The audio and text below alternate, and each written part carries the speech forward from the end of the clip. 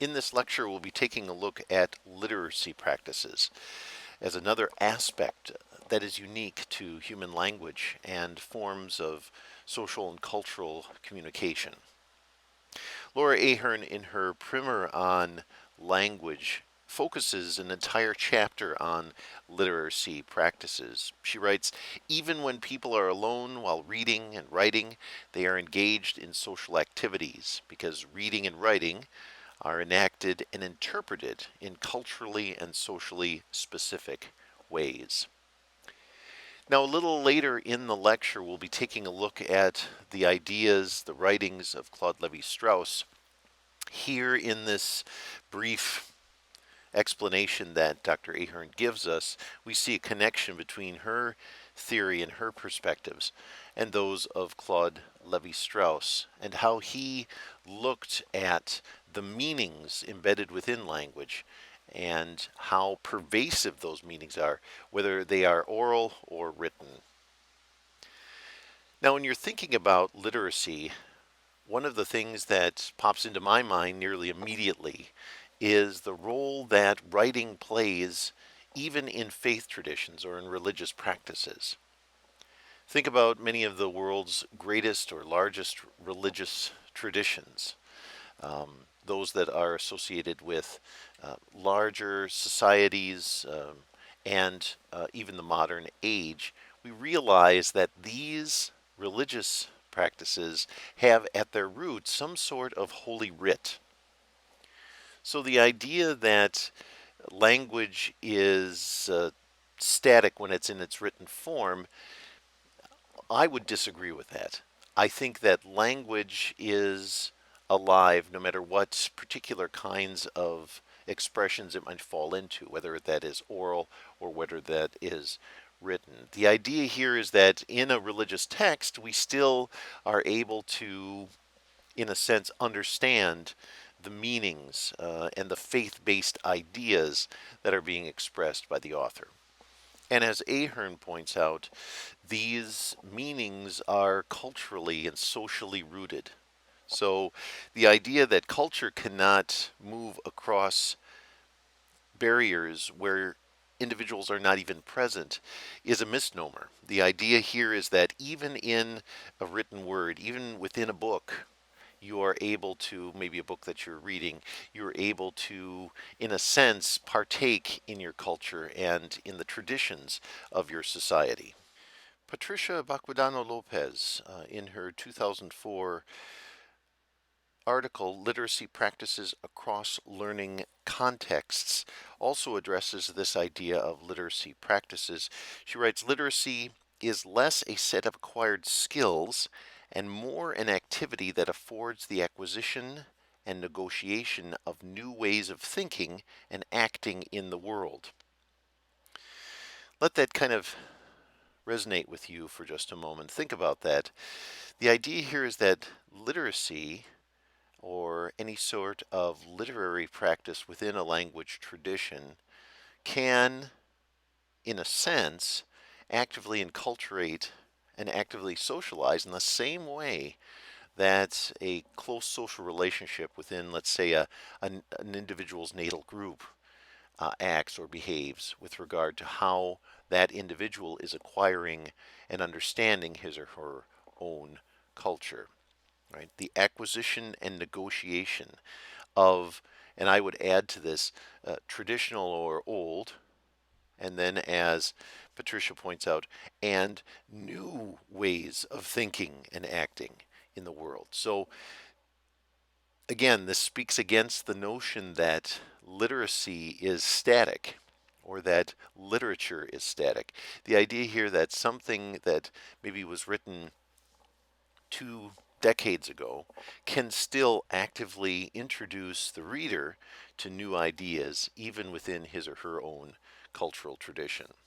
So, written practices, in a sense, are important also to the work of linguistic anthropologists. They inform us in terms of the manner of spoken word, most likely in its most common expression. And that's another important point. When you think about rules of grammar and you think about how those rules of grammar are hyper expressed very often in literature, the idea here is that when I am writing something down, I want to speak to as wide of an audience as possible. And my audience is not locked in or restricted to the current moment within my society's history, but my audience, in a sense, is timeless. As I write things down, I am, in a sense, communicating to people who are not yet born, people who might read my work and understand it in a way that I'm hoping that they will. That they will, in a sense, acquire and connect with the social values and the ideas, culturally rooted ideas in my writings that they too are partaking of as part of my society. So often written aspects of a language will be reflecting kind of the core expressions of a culture. So here, this argues for the notion that literature and the study of literature or any sort of literacy practice within, in this case, an oral tradition or a language tradition that has both oral and written components to it, this becomes very, very important because it allows the anthropologist very, very quickly to understand not only the structure of a language and how that language is being in a sense, patterned with regard to grammar, but it also gives the anthropologist a very rapid understanding of some of these kind of core principles upon which the culture is developed and then expressed from one generation to the next. Now, we'll be looking at the writings of Paul Redden, a very early sociolinguist within anthropological circles, studying indigenous peoples in the American Midwest, among other locations.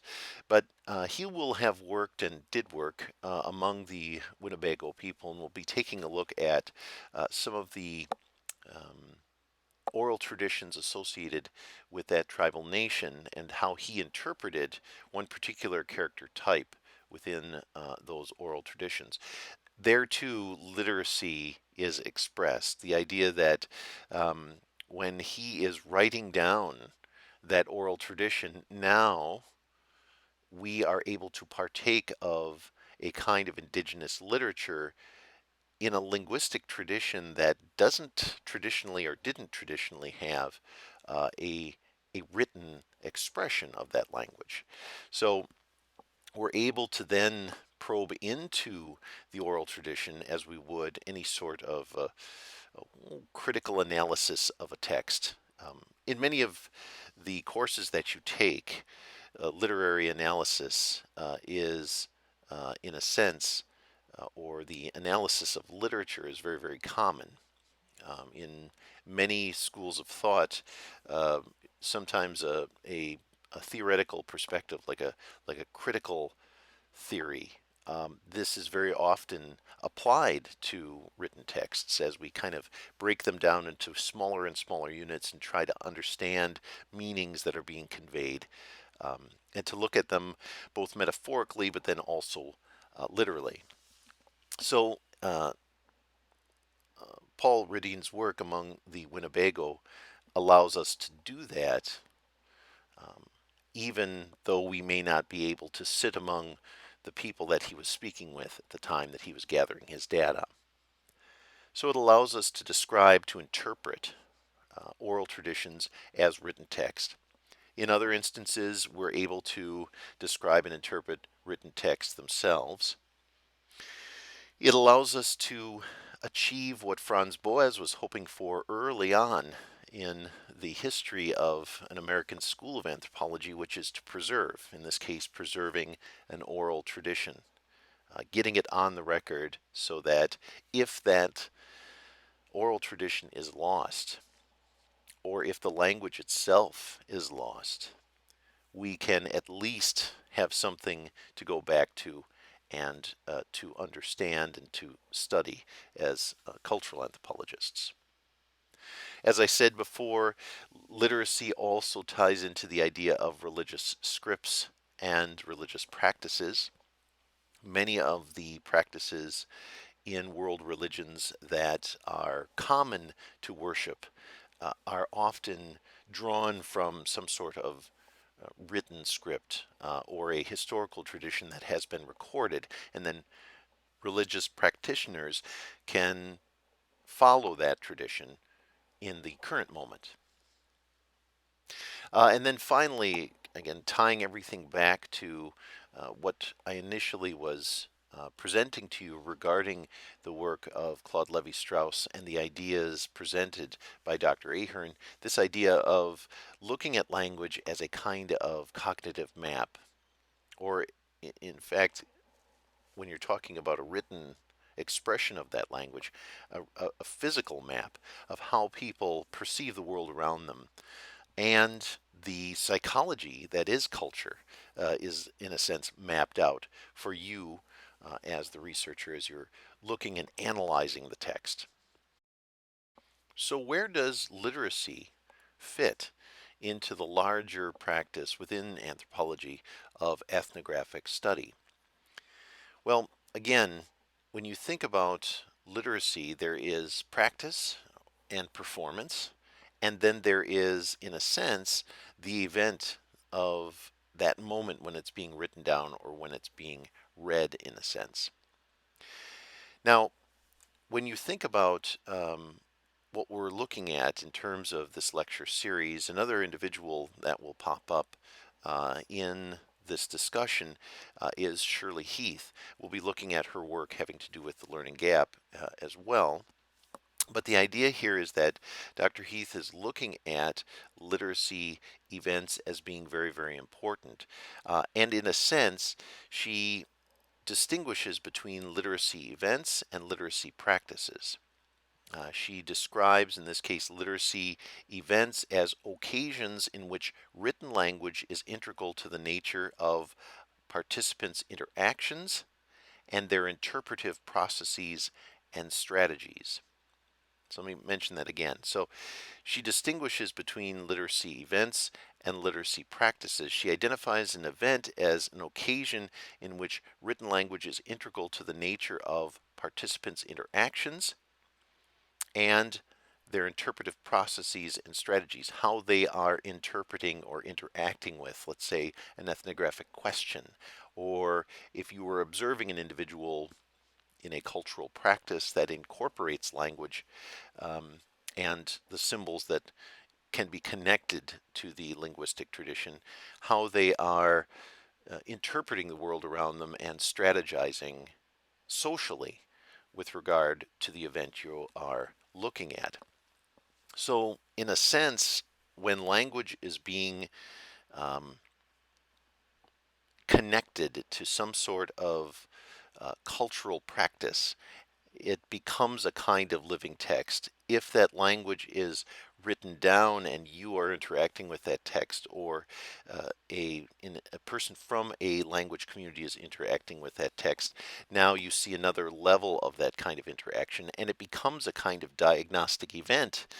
And these diagnostic events are extremely important because, in a sense, if you are trying to understand the culture more deeply and why people do what they do, having a situation that allows you to peer deeply into um, how an individual interprets the world around them, and then the social strategy that he or she is using to negotiate that particular social or cultural situation, that becomes very, very helpful for understanding the mindset that a speaker carries with him or herself as they are using their language in a social setting. So that kind of Sapir-Whorf perspective, that when you read the text, when you see the text being interacted with, when the person is expressing their language, you are, in a sense, looking more deeply into how they are thinking about that moment in time. Let's probe into that a little more deeply, looking through the eyes of another important kind of foundational anthropologist with regard to not just the American school, but kind of a global application as it relates to anthropology and ethnographic study, and this is Claude Levi-Strauss. So Claude Levi-Strauss, again, can be really understood for the development of what has become the French school of structuralism. The idea here is that when you are looking at any sort of cultural tradition, you are able to understand something about how people think and ultimately how they relate to one another or whatever they are interacting with at the time that you are talking to them, or you're, in a sense, observing their behaviors, their actions. Born in Brussels in 1908, Claude Levi-Strauss grew up in Paris and was initially interested in law and philosophy. He did a lot of his university work in the study of sociology and then expanded into ethnology and anthropology from there as he traveled as a visiting professor in places like South America. Now, most of his field work occurred in modern Brazil. He worked there starting in the mid to late 1930s, and he focused extensively on the role that language plays in everyday life. He was very much interested in oral traditions, and specifically oral traditions that connected individuals to how they are perceiving, again, the world around them, but also how they look through a religious lens at the history of the world that they are a part of. He studied kinship as well, but his work among the Nambiquara people of, uh, in this case, rural Brazil, or an indigenous language community within what we recognize to be Brazil today, he took a look at, in this case, kinship practices and then also mythology. And so he brought these many of his structuralist ideas to these two aspects of culture and really started to look at some of the language, some of the terminology that was being used in both of these. And he was looking at ultimately, how, in a sense, culture is a product of the mind and how our use of language in a variety of social contexts tells us, the observer, the anthropologist in this case, something about how people think, how they look at the world, again, around them. So Strauss believed that there were underlying cognitive processes that tie individuals within a community together. He also believed that there were particular kinds of cognitive processes that not only, well, in a sense, reached outside of that language community to more kind of universal human traits. So when he was doing his research, he would look at how each culture, in a sense, was a product of their history, how they were also a product of their technology and their ecology, and how these particular kinds of expressions of culture were things that really were part of the human story. The idea of taking a human community, no matter what language they spoke, placing them into an environment, and over time, you would start to see similar kinds of traditions emerging as they adapted ecologically to that environment.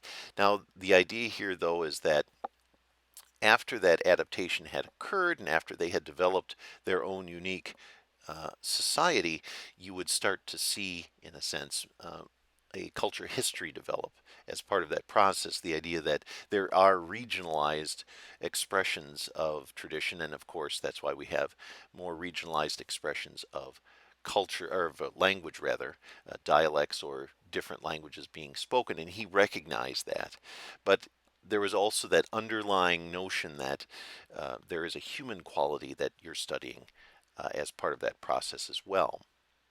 So you can consider him to be very much of a structural linguist, and this was nothing new. In the Prague School, for example, structural linguistics was already being taught in the early 1920s, but he's building on this, right? He's taking his own unique theory and building it up and out of this idea of structural linguistics. Now, what are structural linguistics? And you've had a chance to look at this in some of your readings.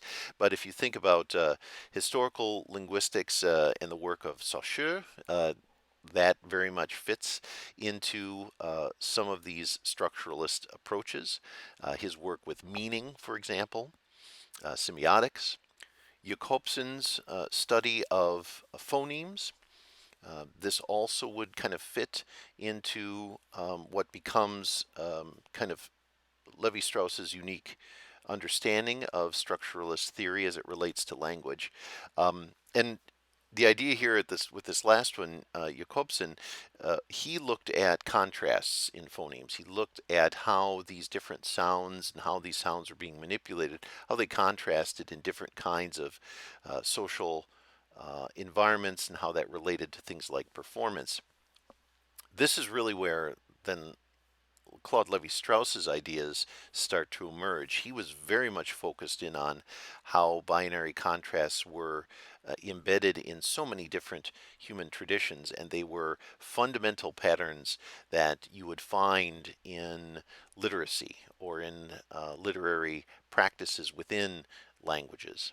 So things like night and day, hot and cold, good and evil, how these coexisted within language, and the social meanings that embedded or were um, underlying, in a sense, a use of language. And this very much was important to Claude Levi-Strauss and brought in even ideas of Durkheim and others.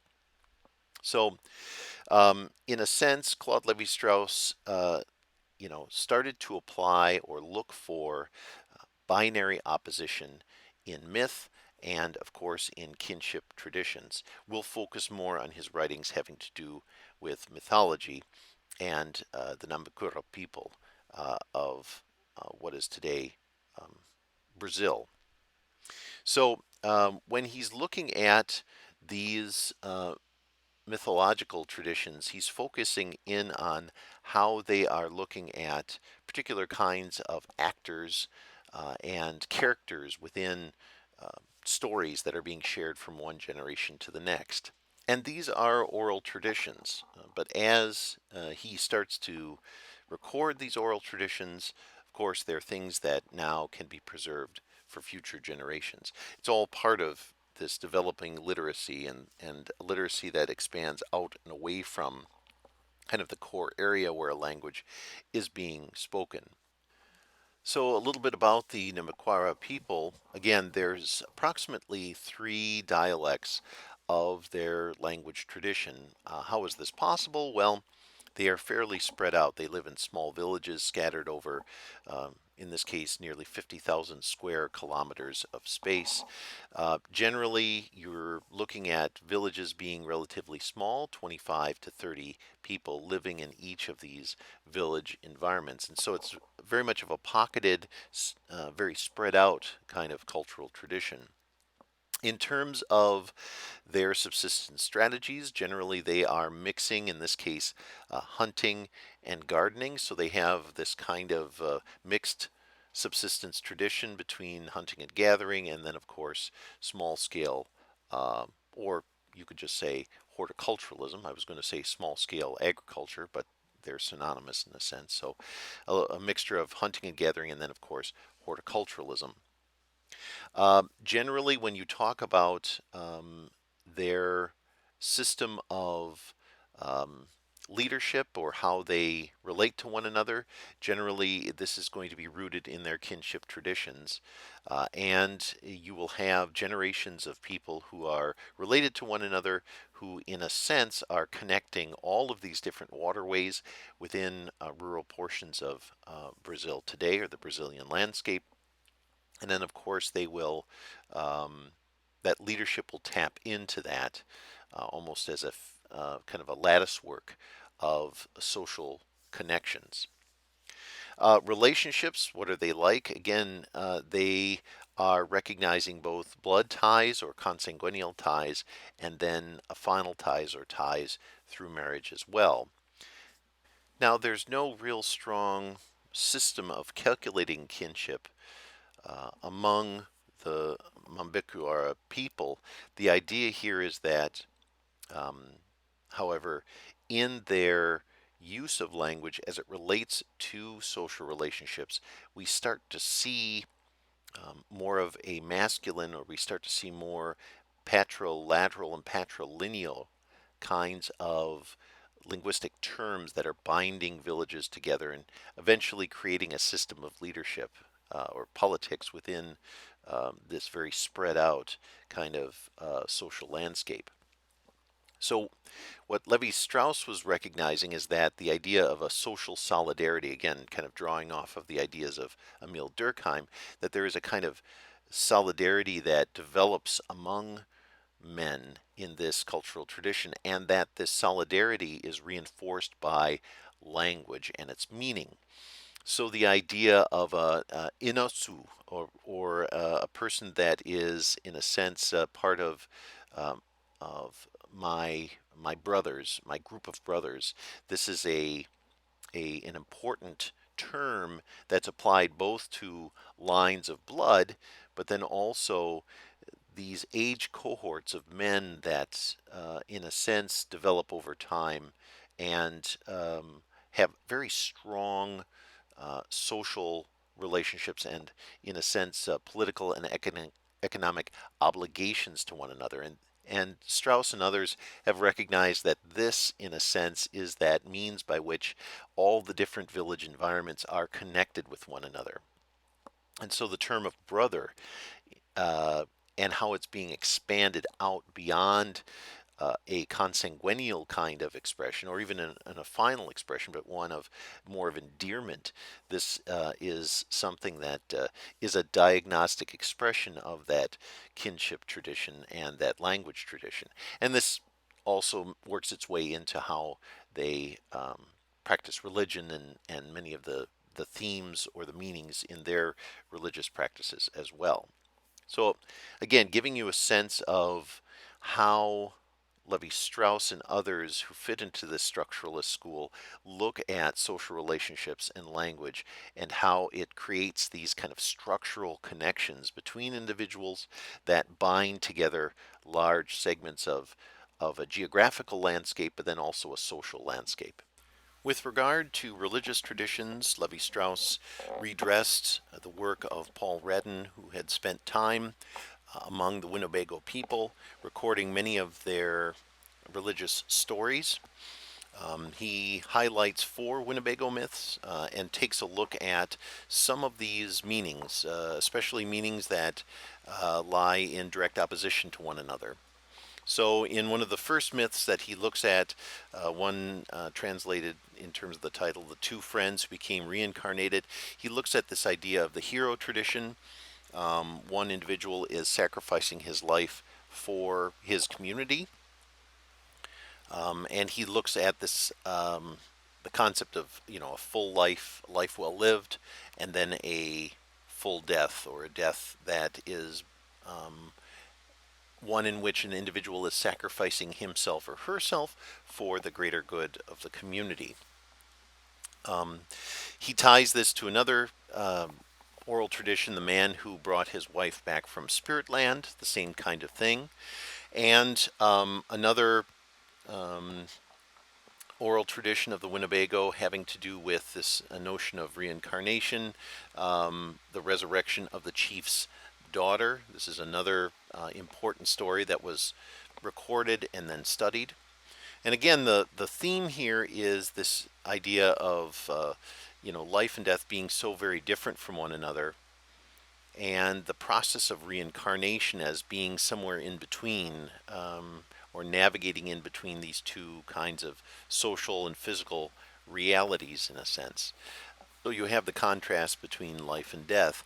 And then very often the characters in these myths will also express some sort of contrast. And for Radin and Levi Strauss, there is also this contrast of social status, the idea of dealing with a very highly stratified society and having different stations within that community structure. So the chief's daughter who passes away is of a very high status, and then in a variety of versions of the story, sometimes an orphan will bring her back to life, or a very old medicine woman will bring her back to life. And it's this idea of, again, contrast, this opposition.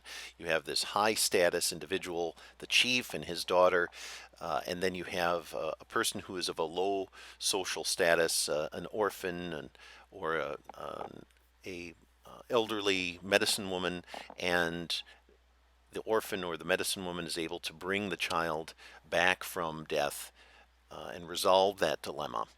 Whereas the chief, who has all of this political power and is at kind of the center of the society and its system of leadership, is helpless in a sense. So these are the kinds of things that the structuralists, as they're looking at language, literacy, and oral tradition, and how that communicates meaning from one generation to the next, or when you hear or reflect on that story, the kinds of social meanings that are and social values that are being imparted to you as the listener, as the reader, however it is being communicated to you. These are things that are timeless and that are, in a sense, diagnostic of the culture itself. It speaks to the kind of the structural elements, the nuts and bolts of the cultural tradition. Dr. Ahern then brings us back around with some of her own research and allows us to kind of look at how she is engaging literacy practices. She writes, as an example of how a specific literacy event can influence and be influenced by general social norms and practices, again, culturally acceptable ways of thinking and of expressing oneself. There's a description that she has of an event from some of her field research. In this case, marriage practices in Nepal that she was studying in the 1980s and 1990s. Pema Kumari is one of the individuals that she's focusing in on in this literacy event, and it has to do with an arranged marriage that she was made aware of in 1988. She writes, when Pema Kumari's marriage was arranged in 1988, she was in ninth grade, the next to last year of high school in Nepal at that time. She and the other young women in her class, all of whom, in this case, Dr. Ahern taught when she was with the Peace Corps, were from the same village. They were, again, females with most, or in this case, with a formal education that they were receiving through this process. The ideas to which Pema Kumari was exposed and the literacy skills that she gained at school turned out to be very influential because they helped her to transform a culturally acceptable practice in which arranged marriage, and in this case brides, were allowed to symbolically resist their marriages through ineffectual tears, verbal complaints, so on and so forth. So upon learning that she was in this now arranged marriage, Pema Kumari retreated to the attic, Dr. Ahern writes, and she began to resist this practice through the written word. In this case, she composed a letter to her father, threatening to have him put in jail if he made her go through this process of marriage. Now, of course, this was somewhat of a veiled threat, but needless to say, this is a way that she was expressing herself through her language and through this letter writing practice. It is said that her father cried as he read the letter aloud, to the assembled guests at a pre-wedding feast, after which he reportedly went upstairs to the attic and pleaded with his daughter not to throw away the family's honor. And again, this was part of their tradition in Nepal. According to differing versions of the story, she writes, she either agreed to drop her threat to have her father jailed for marrying her off without her will, or her father proceeded without any sort of reassurance. So he either took the risk or she said, okay, fine, I'll do this, and went ahead with the marriage. Then, as a teenager, Pima Kumari, again, married to a man who was part of the Indian Army. She uses her language again to communicate meaning and ideas that she has. In this case, within a year of her marriage, her husband was killed during a battle, so she became a widow. Recalling the scene at the pre-wedding feast, many villagers remark that she had brought her own bad luck or karma upon herself by using her literacy skills to bring dishonor, this beajat, to her family. So the idea here is that, again, the letter reappeared in this diagnostic event, and it connected the pre-marriage struggle of a young woman was, kind of coming to understand the cultural practices that she was a part of, and then her relationship to her father, and then ultimately during her marriage, becoming a widow so early in that marital history, and then how people explain that, looking at the letter as bringing bad luck to the young woman in this case. Now, Dr. Ahern frames this literacy event in a way that also looks at how culture changes over time. We have a young woman who is being formally educated, something that was not necessarily a common practice in this Junaga village, which was the site of Dr. Ahern's ethnographic work. And it is a literacy event that represents or symbolizes the struggle between what the young one was experiencing and what she was acquiring through her education and her exposure even to people from outside of her culture, and then her realizing or coming to understand the traditional practices that she was a part of, in this case, an arranged marriage. And so Dr. Ahern writes, although Pima Kumari's literacy event, this writing of the letter as a complaint to her father, it did not succeed in preventing her arranged marriage from taking place.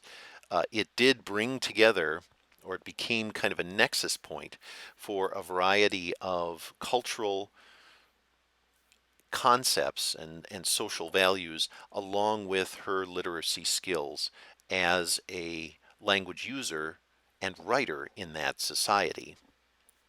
It drew upon existing social practices, which again was common to the practices of the village, but then it expressed opposition to those traditional practices. And in that, we also see this process of cultural transformation or change.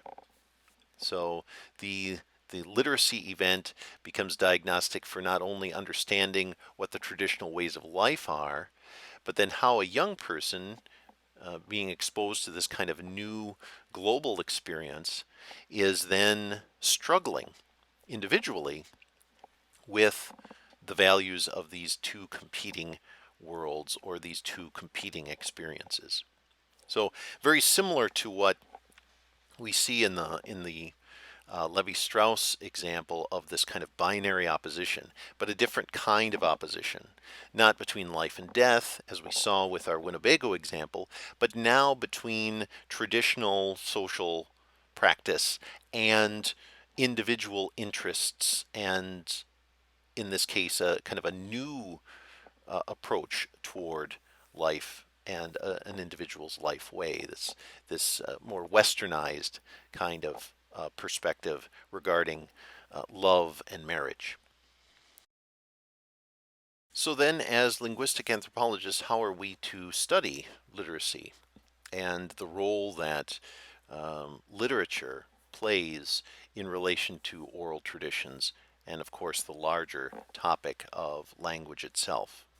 Well, how we study literacy across many different cultural traditions can create a dilemma for how linguistic anthropologists approach the explanation of meanings in language and language usage. What Dr. Ahern refers to as an autonomous ideological model for studying literacies is somewhat in opposition to what we've seen with a more structuralist approach. She writes that individuals who favor an ideological model for studying literacies are, in a sense, quoting uh, Bessner in this case, they are seeking an overarching and context free characterization of the cognitive and social consequences of language usage. Proponents of an ideological model focus on the particular activities, events, and ideological constructs associated with a particular manifestation of the language. But the idea here is that they're still trying to kind of separate out or isolate the language usage event and the meanings that are embedded in that with the larger social and cultural framework. And that's not necessarily what our goals are with regard to language usage. Literacy in this case cannot be understood in isolation. Being literate within your language tradition is also something that doesn't exist as an isolate. There is a strong functional contextual piece to it. And the idea of practice, and that's something that, again, we're looking at a little more closely in the readings this week. Performance and practice are very important and almost key elements in understanding the deeper meanings of the language itself.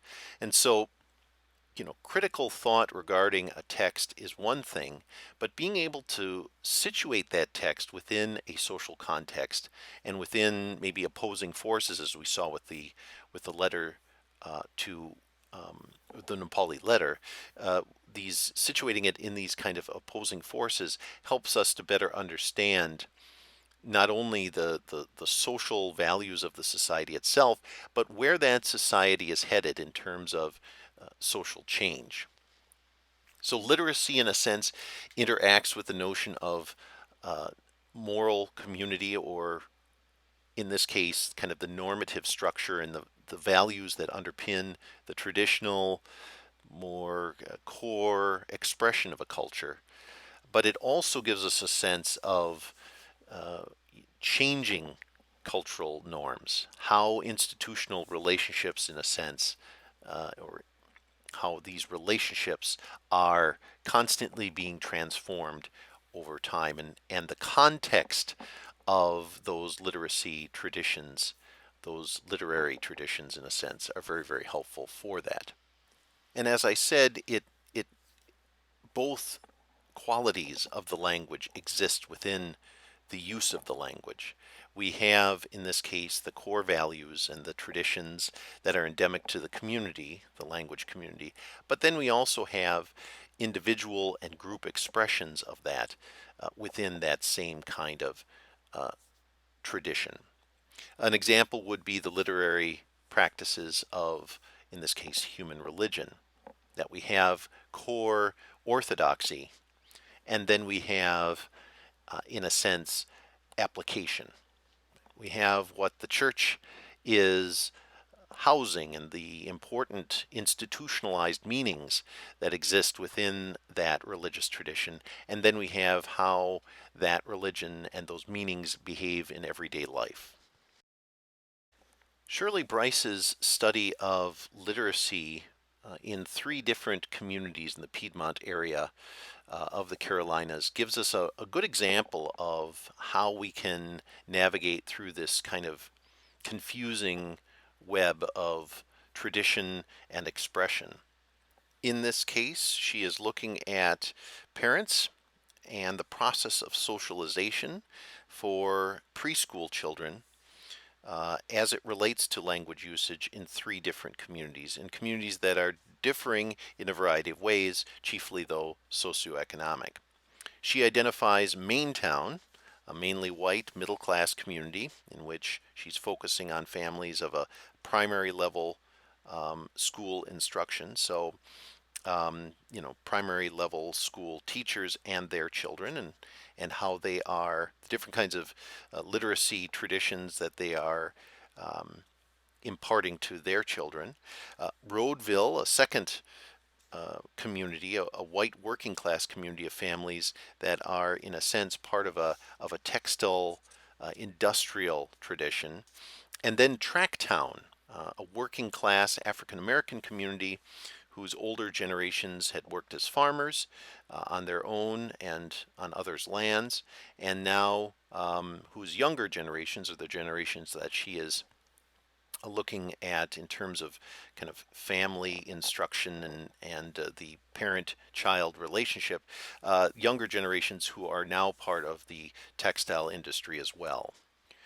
Now, the preschoolers that she's looking at in the study among these three different communities are being introduced to their language, meaning they are being socialized into literacy practices in a slightly different way. Kind of comparing and contrasting how each of these particular populations, again, chiefly defined by socioeconomics, but then also having other kinds of community differences, things like ethnicity or race, how their traditions are slightly different and how the preschoolers are responding, or the outcomes, in a sense, of those three different literacy traditions. And let's quickly just kind of look at some of her observations regarding this process. Now, in this case, she is focusing on storytelling.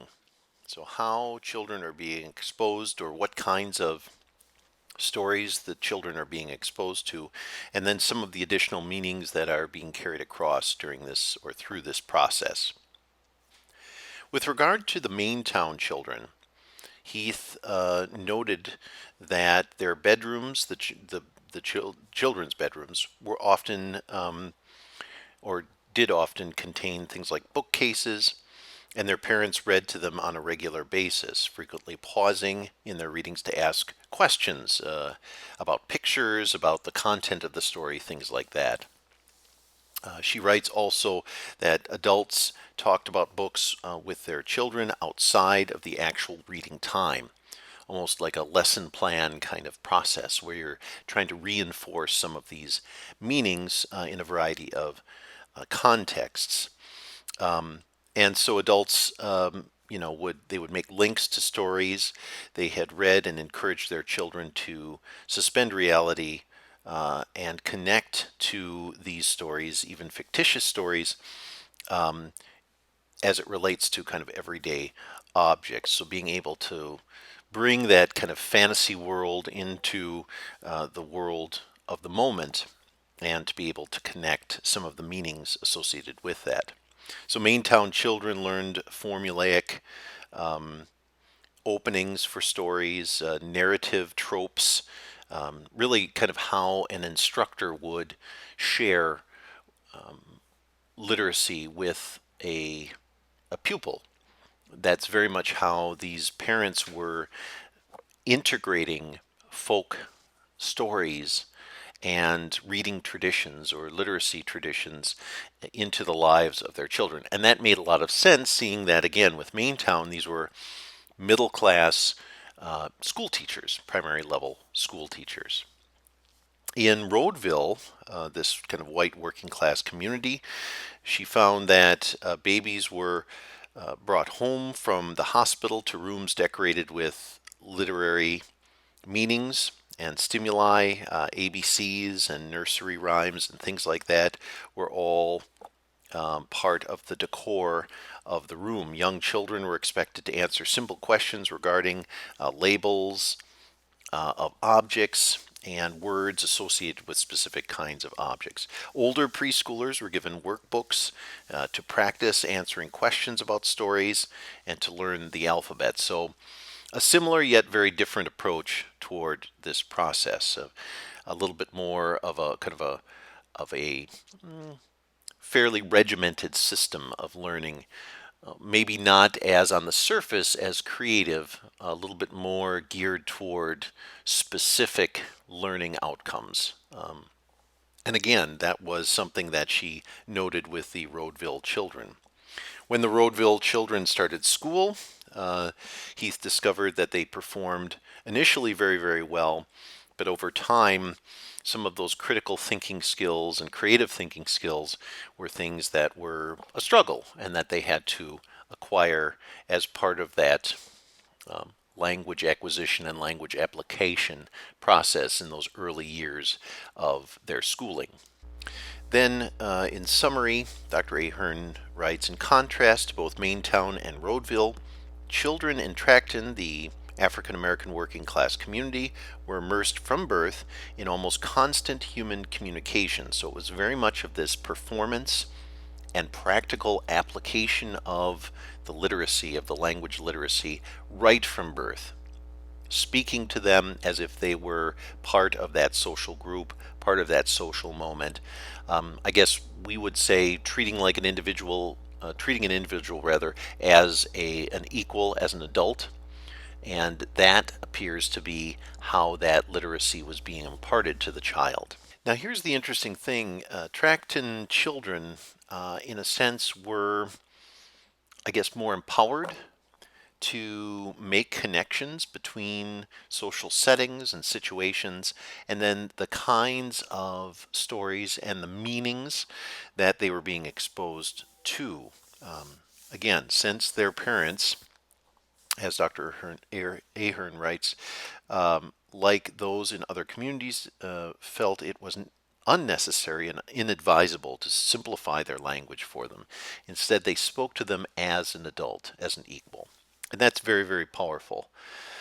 Now, given these three approaches towards socialization and the role that literacy plays in that process, what are some of the outcomes? And I guess this is also, again, another one of those areas where the performance also varies across all three environments. Our author writes, when Tracton children started school, they faced totally unfamiliar types of questions and interactions. Why? Because the way that they were being socialized was different than what we were seeing in the other two environments. And that was especially the case if you compare Tracton to the Maintown group. But I guess you could say equally Maintown and Roadville, because Roadville was very much of a situation where there was a focus on learning outcomes and hitting specific goals in the language acquisition and language usage. Maintown was more of the kind of critical thinking, creative thought, asking and challenging students to take those learning goals and objectives and apply them in a wide variety of settings and situations. In Tracton, we had more of this kind of organic process that we've seen in other examples. I think probably the closest thing that we've seen in this lecture series relates to the Binadari examples of the South Pacific, how children were, in a sense, being socialized by facing out into the community as opposed to focusing more on the parent and what the parent was vocalizing. Here it's like the parent is saying, hey, look at this situation. What would you do? And the young person then has to adapt in that way. Now, what you're probably thinking, and this is the case, is that this third process takes longer. There's a lot more of success and fail on the student's part as they are being socialized. Yet, in terms of lifelong social outcomes, you get a much more positive, diverse, and dense kind of outcome in terms of the social being that exists at the end of this third process than what we were seeing in a much more formulaic kind of setting with regard to the other examples.